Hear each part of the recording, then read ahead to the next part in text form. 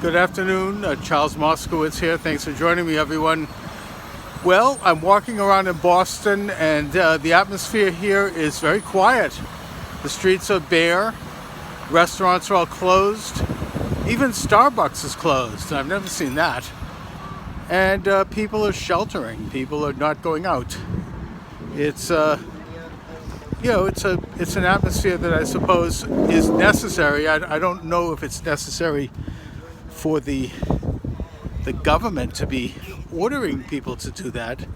I think that given the fact that there is a risk of infection, people will do it anyways, for the most part. I mean, I think that in the same way that we observe the rules of the road when we drive because we don't want to get into an accident, people will understand with enough public pressure and enough leadership from state, local, federal authorities that they should not enter into a situation where there's crowds. We don't need to have some of the things I'm hearing mentioned on the left, like martial law.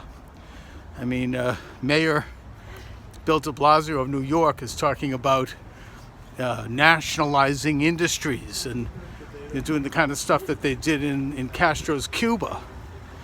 I think that Congresswoman Cortez wants like $100 trillion borrowed. I mean, so everybody gets a guaranteed income and gets a check, and all these extreme measures by the very authoritarian-oriented left. At a time like this, I'm grateful that Donald Trump is the president of the United States. Unlike the left's propaganda, which is a massive case of a projection, Trump is actually a moderate. He's a conservative. He's not doing these things. Now, his reaction and his leadership is not perfect by any means, and certainly his personality can at times get in the way of getting out the right message. There's no question about that.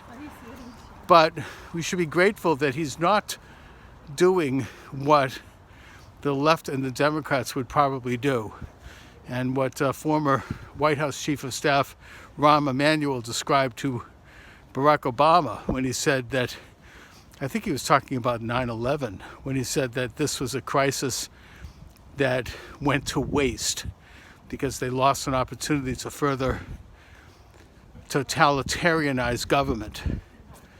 We don't seem to be moving in that direction, but we all ought to be concerned about it and careful. These are very, very strange times. And from a societal standpoint, I'm concerned that particularly younger people who don't understand the nature of freedom and the nature of our society, they might feel that this is good and this is normal, and that it's okay for the government to pass these decrees that shut down restaurants and bars, and that even, I understand, in San Francisco, talk about on the left, they've put in an order to force people to stay inside. Now, what are they going to do? Put people in a gulag if they go out?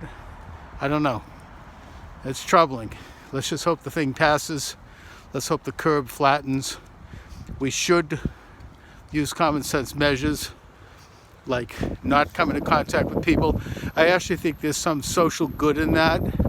There's a positive thing we can learn from that. Not kind of like going in close to people in public when we can avoid it. Not, shaking hands is probably not always such a great idea. I don't mind the bump. These are customs that may not be necessarily healthy or sanitary for us. So,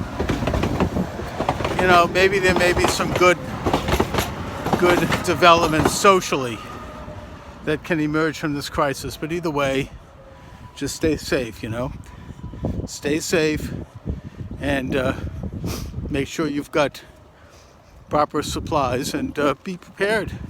Be prepared for a couple of weeks at least, if not longer, which also, by the way, is a good idea. Anyway, best of luck to everybody. Be careful. Charles Moskowitz here, reporting from Boston. Take care.